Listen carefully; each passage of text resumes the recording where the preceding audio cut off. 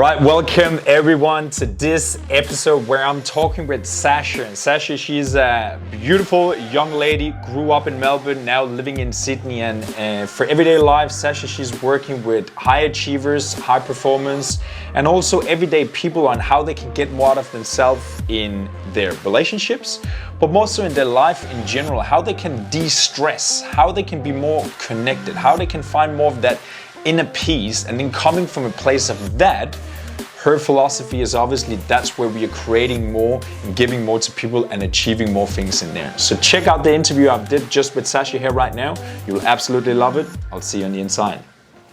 Sasha, thank you so much for joining today. Really appreciate it. We are chatting a little bit back and forward on Instagram for a while, and obviously love seeing what you're doing. You know, you got a great energy, and I can see you helping some people out there. And I'm in this space as well, where I've loved seeing other people doing well, whether that is in their business or just in life in general. I love seeing people with great energy there. So first of all, tell me a little bit more about what do you sort of like do, just sort of like in basics and stuff, and who are sort of like the people you're working with on a day-to-day basis, just for people that don't know. Sure. Thanks for having me. First of all, I love connecting with people doing a similar thing. So I'm the founder of the Mindset Daily, and my Instagram is under the Mindset Daily. And what we do is we help men overcome stress so that they can be better leaders, so that they can perform better in their work life, and also be better partners, so create more connected relationships. But the first step is to overcome stress, right? Yeah. And why I put that at the beginning is because, you know, a lot of people are trying to achieve things on a broken foundation, right? They're using motivation, they're using push tactics, but it's like if you're building a house on a broken foundation, you're building a designer house, right? You can build it, it'll start looking good for a long time, but eventually, maybe a few months, maybe a few decades, it's going to start cracking because of that foundation. And that foundation is stress, right? In our own selves, in our body, in our minds. Got it. Yeah. Well, obviously it's a big one, and especially like you're located in Sydney right now. But for people all over the world, we all experienced what happened the last year and a half. That can create lots of that uncertainty in different areas from different angles and these sort of things there. So, like talking about the stress, how would you? Let's say you are conducting with a person. Let's say it's me. I'm coming into you. I might work in a 9-to-5 job. I might have my family, maybe a partner. I might maybe do my own business. How do you sort of like conduct me in terms of like figuring out, okay, what's maybe the issues, underlying issues, and then as you're saying, like building up that foundation step by step underneath, so we're getting that solid house as you're talking about.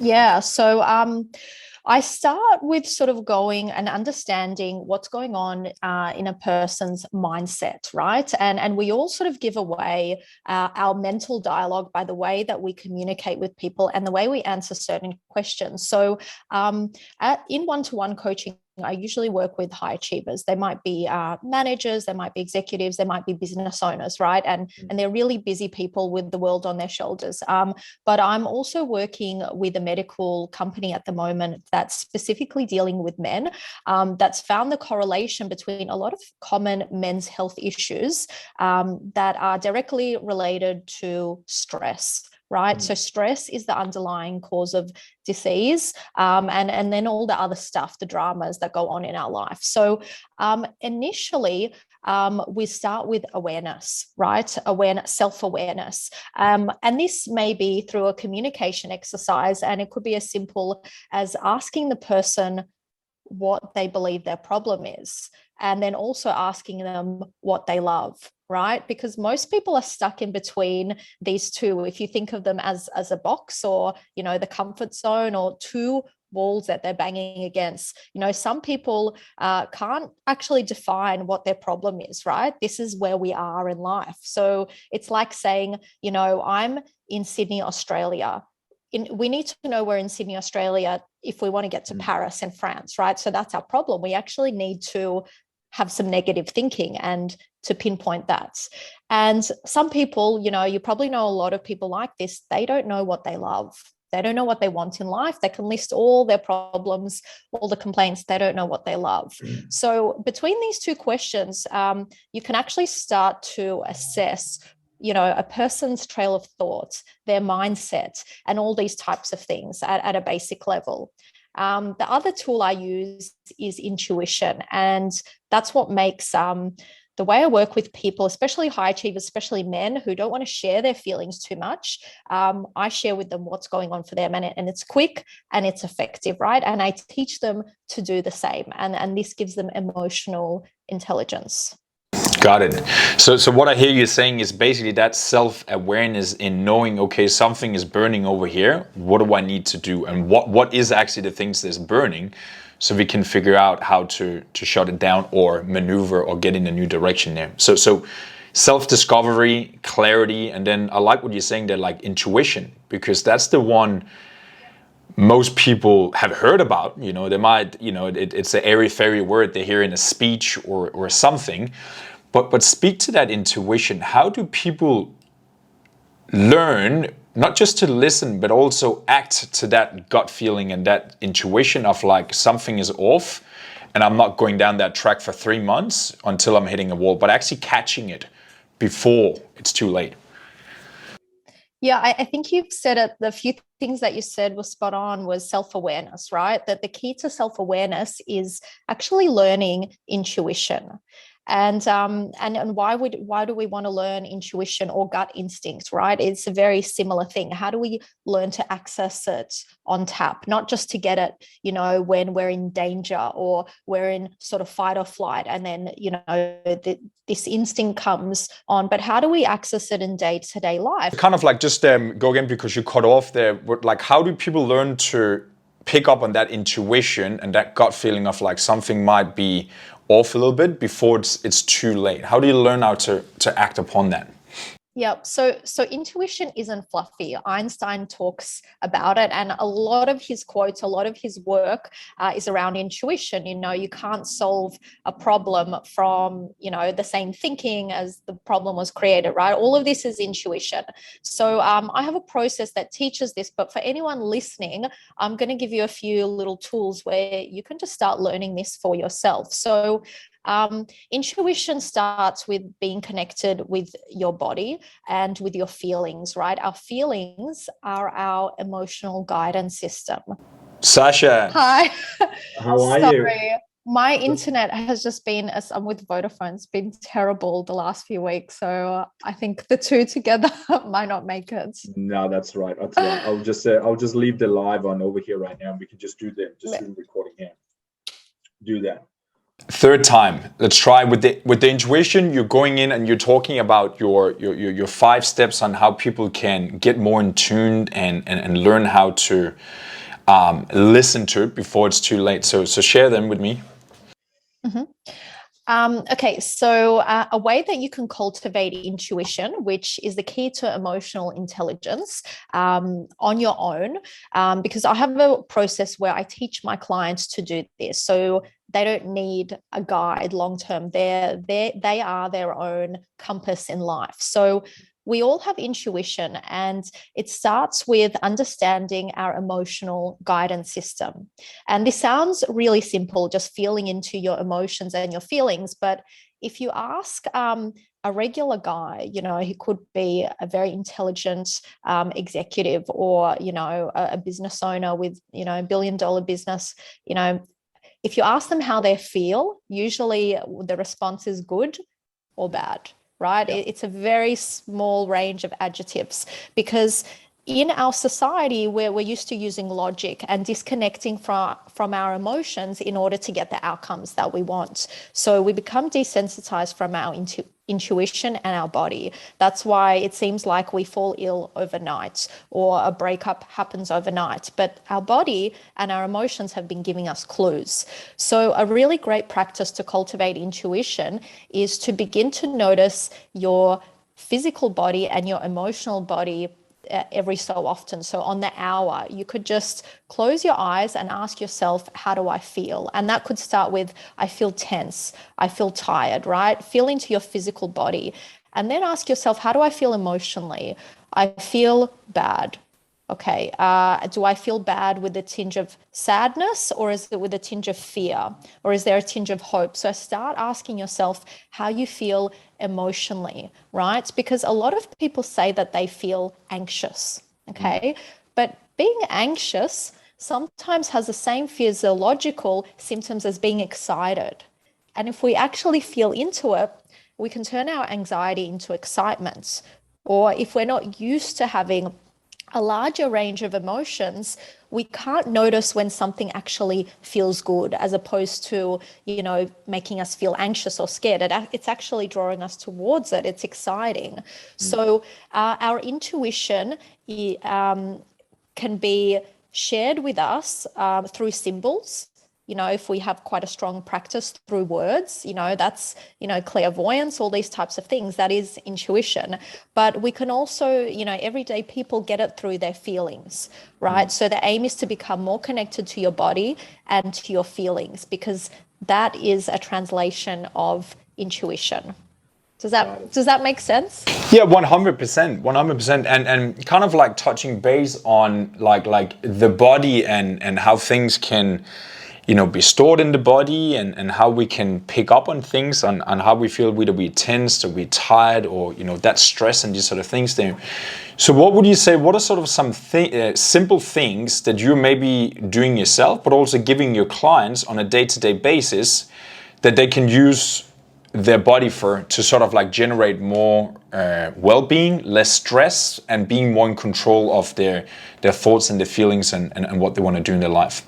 Number one thing you can do, and that I'd recommend for everybody, if they want to overcome stress, if they want to enhance their performance, become more intuitive, is 10 minutes sitting in silence every morning, right? Some of my clients, I call this mental stretching, because if you're going through life, you're going towards things, you're achieving, that's like going to the gym, right? But if you keep going to the gym without stretching, you could get quite fit, but you'll eventually get injuries and you won't be able to train for a while. And that's the same in life. If we're always doing, if we're going for things, if we're, making ourselves better, without having this space to release stress, so meditation, mental stretching, sitting in silence, then eventually, we'll have a injury in life, a breakup, an issue, will go bankrupt. It can take any forms, a disease, whatever it is.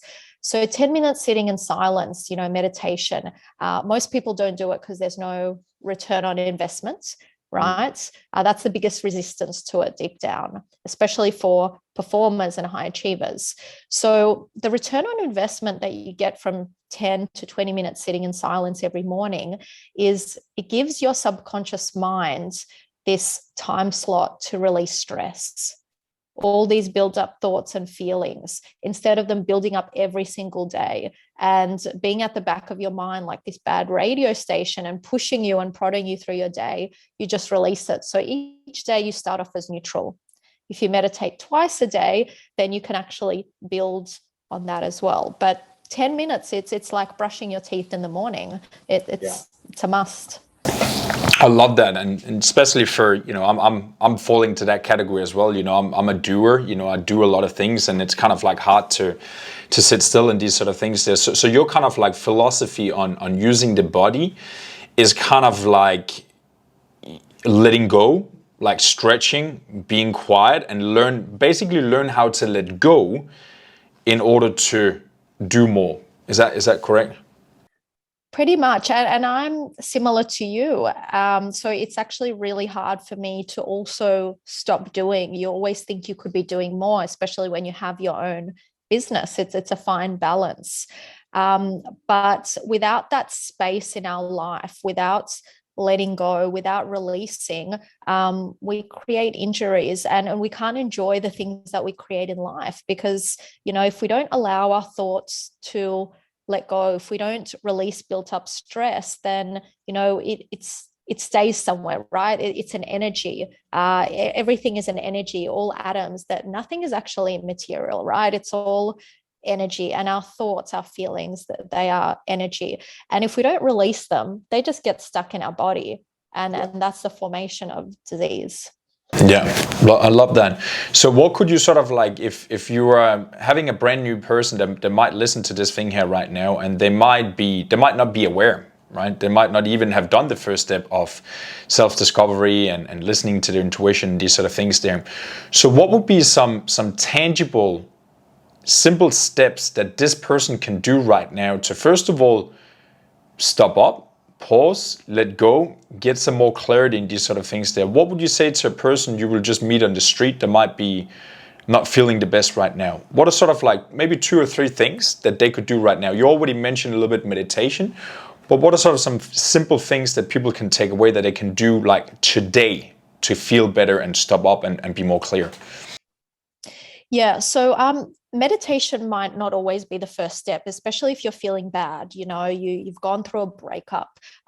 You've had a lot of things going on. You're in a bad emotional state. You've got so much overwhelm that you will just have this huge resistance to meditation, and it'll make you feel worse for a while. So what I recommend, if you can't sit still, right, is to start doing a little bit of journaling, and recommending pen on paper. And when we put our pen to paper and we just start writing, we begin to write from our unconscious or subconscious mind, and we can be amazed by what comes out. But just start asking yourself questions. How am I feeling? And begin to write, begin to answer, maybe write in a pink pen, or write with your left hand if you're right-handed, if that's possible, because we want to activate another nervous system or another aspect of our mind, not our doing, not our story, right? Not what happened to us, why we're in a state of stress. We just want to start to let it go. And that's a way that we can let go, by taking those thoughts, feelings, that bad radio station that's playing in our mind, and putting it on paper. And that can really actually improve our sleep. So, do this in the evening. If you've had something intense, something challenging happen, and you feel really wired, do this before you go to bed. Let it out, let it go on paper. And so when you go to bed, you're a little bit more at ease. And then gradually you will build up to being able to sit in silence for 10 minutes. Got it. Yeah. So writing, plotting things, like getting out of your head, and then start looking at it for what it is. Yeah, just let it out, get it out of your body, get it out of your mind, and onto paper. And it's amazing how much we can let go just writing things out, and how much we can learn about ourselves by just asking ourselves questions. I love that. Is it other things you're doing personally yourself, or maybe other things that people can do, like writing things down, meditate? Like, do you have like a little ninja trick that people might not have heard about that they can do today, like reading something or looking into the mirror? Or we heard a lot of things we can do. So do you have other things people can do? So there's something I do for myself, and I usually don't share this. So you're the first person I've shared this with outside of a training. Even with some of my clients, it's sort of in a way, it's a high level process, but also anyone can do it, right? It's just actually buying into it and believing it. So I do something called a spirit guide. Whether you believe that you have a spirit guide, Archangel Michael, whoever, or you don't believe it still works, right? Yeah. So you close your eyes and you imagine it. So our imagination is the most powerful thing, right? All the greatest inventors, they used imagination. What is the imagination? We make it up. Well, we first have to make something up in our mind in order to create it in our reality. So and whatever we imagine in our mind actually has the same physiological effect to if it's happening in reality. So, you can do some research. There's heaps of this stuff out there. Someone is not sure about this, but it's a spirit guide writing. So you write my spirit guide, you ask a question, and the best question to ask is, and this allows intuition to flow and to let go. So ask, what do I need to know for my highest good? What are my next steps in life? And I recommend doing this once to twice a week, right? To let this flow. And you imagine a guide in your mind. Does it look like a ninja, an angel? Does it look like Brad Pitt? I don't know. Whatever comes to you. And you imagine yourself asking the question. And then even if you don't get anything, just begin to write. What do I need to know for my highest good? You'll be amazed the things that come out. And just leave it. Look back on it in 2 weeks and you will be amazed the things that come out. right? And it might be, it's sort of high level because you won't trust it straight away, right? But anyone can do it. But the most people who use intuition and things like this most powerfully are just people that trust it, right? That believe it. So that's my little tool, and it can work for anyone as well. I like it. Very, very beautiful. I think it's definitely more spoken about today, you know, the whole spiritual aspect of our being and that sort of thing. Or it's more in the modern world today. Like personally myself as well is also coming from a side of, you know, being, what would you say, analytical, or like I like to see proof for things. Like I like to see it in the physical universe. You know, I'm that kind of guy. But hands down, like even just the writing thing, as you're saying, like writing things down for me is a spiritual thing, right? It's you're sitting at night and you're going over your thoughts and your notes and like what went well today and what can you do better and these sort of things there, and something spiritual is happening there, whether that is energy or spirit or connection with something. But as you're saying that you get that feeling of connectedness with something outside yourself, something like, okay, I'm on the right track. Somebody is, you know, something good is about to happen out here right now. So I love that. I love that. See, on your Instagram, what you said, being connected, you know, that's a word you can replace for spiritual, because everything is spiritual. Like everything in the world is spiritual. The word can just be a little bit off-putting to some people, but feeling connected, right? Connecting to yourself, your feelings, who you are, your inner voice, rather than just being a product of conditioning, you know, your work at a corporate robot or a media robot, you know, that it's being connected to yourself and your own ideas of truth. Yeah, no, I love that. So just to kind of like wrap around, because on your Instagram you're writing that whole thing of tapping into your full potential. You're helping people do that, and I think it's a beautiful thing. And you hear a lot of people out there today sort of like talking a little bit about it. Even people, they have their awareness of like, yeah, I want to become the best version of myself. I want to tap into like the next level to reach my full potential. So I think it's innate in us as people to want it to do more. I just think, as you're saying, there is conditioning. Like we are just here in Melbourne, in Australia, we are 6 foot, we weigh this, like we conditioned over time to live in these boxes there. But if you would sort of like speak to the quote unquote average person right now, they might have a little idea, a little flame about they could actually do something more with their life, but they may be trapped in that box right now. Speak to that reaching into your full potential, and what are sort of like the thing that you see is, what would you say, gluing it together or opening the door into people start believing more, like I can actually do more and actually doing it? I don't know if that makes sense, that question there. Yeah, I get what you're saying. So when I say your full potential, right, most people think their full potential, high performance. How can I complete this many tasks? How can I get this much work done in the shortest amount of time?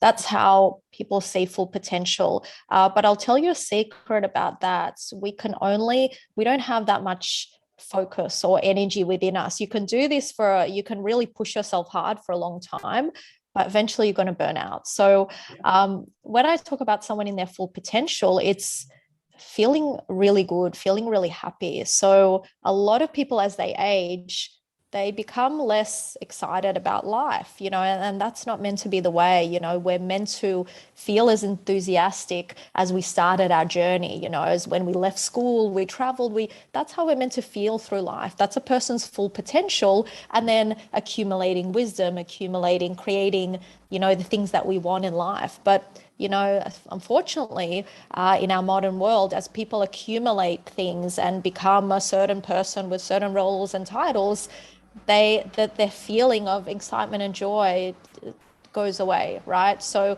living at your full potential is living, you know, your best life for yourself. What makes you happiest? For example, for me, you know, I grew up in Melbourne and I live in Sydney now, and I didn't even know how much the water, you know, how much it energized me, how much I love the beach. And it took me, I had to go overseas to even realize that in myself and get the courage to move from Melbourne to Sydney, because that was too much of a big move for me. So simple things like that.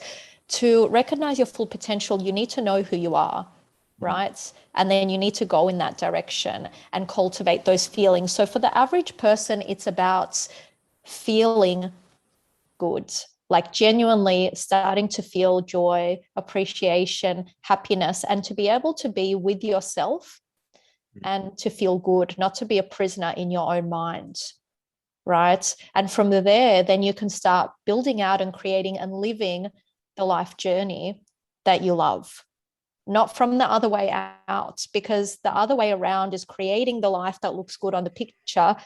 Then that's an even bigger prison, a mental prison for you, right? So you want to start inside out, and then everything happens organically.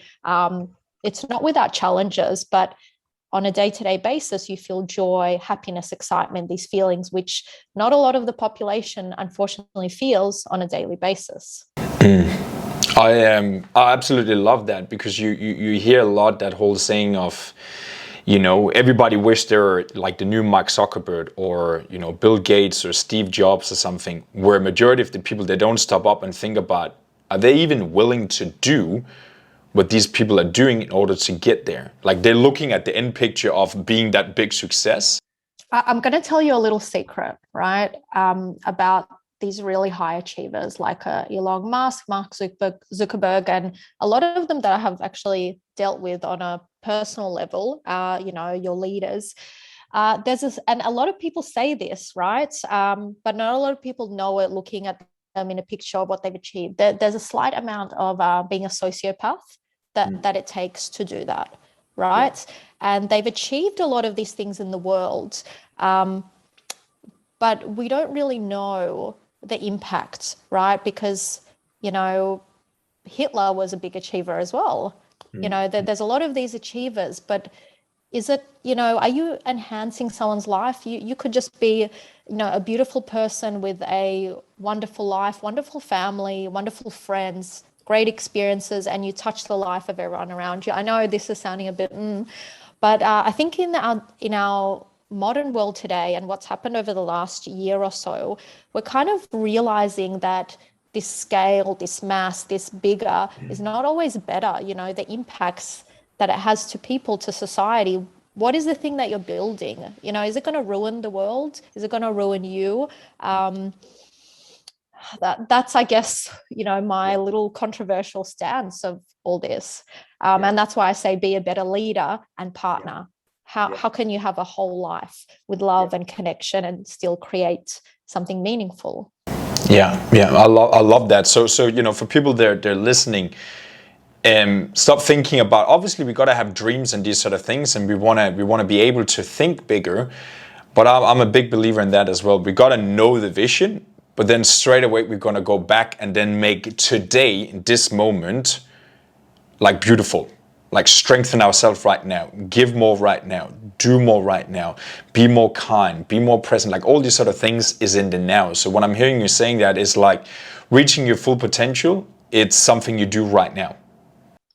Like, and it's something you feel. And it's doing things from a sense of personal power, because there can be two people doing the same thing externally, looking like they're doing the same action, right? But one does it from a place of lack, in need to get external power, and that hunger can never be filled, right? These are the destructors of our world. And another person can be doing this from a place of already having personal power, and I guess it's more in service, but from a place of having and just creating for the sake of what they love, not to accumulate. And then this is the people that contribute to the world and change the world, right? So it's not so much about the action, but a little bit about the intention. And are you doing it from a place of being a have or a have not, place of lack, or, a place of, giving, a place of love, or a place of fear? So that's sort of feeling into it intuitively. What am I doing? Why am I chasing this guy or this girl? Is it because I genuinely want to cultivate a relationship, or do I want to win them? Do I want to conquer them? Do I feel empty and unfulfilled? What's the reason? And that's in every single thing that you do in life. Is this from fear or love? Is it from because I feel powerless, and I want to feel powerful, I want to do this, or I have enough and I just want to give and I want to connect. So it's a really subtle difference, but it has a big long-term effect on your life, on the world, on the people around you. Yeah.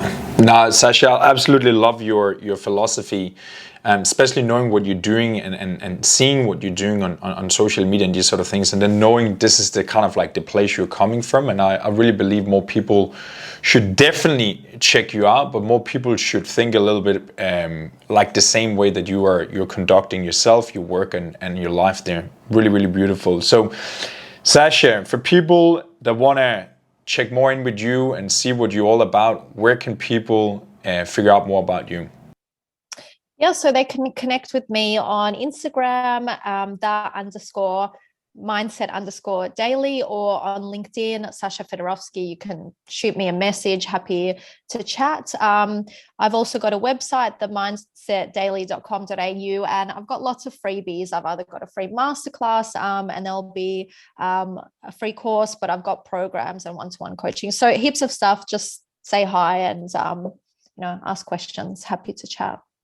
Perfect. And I'm sure we will connect again. I'm dying to go on a plane and go to Sydney and have some warmer weather and see some beaches and stuff again. So I'm sure we will figure out something again to collaborate either here or in person up in Sydney or here in Melbourne here. It was great talking with you today.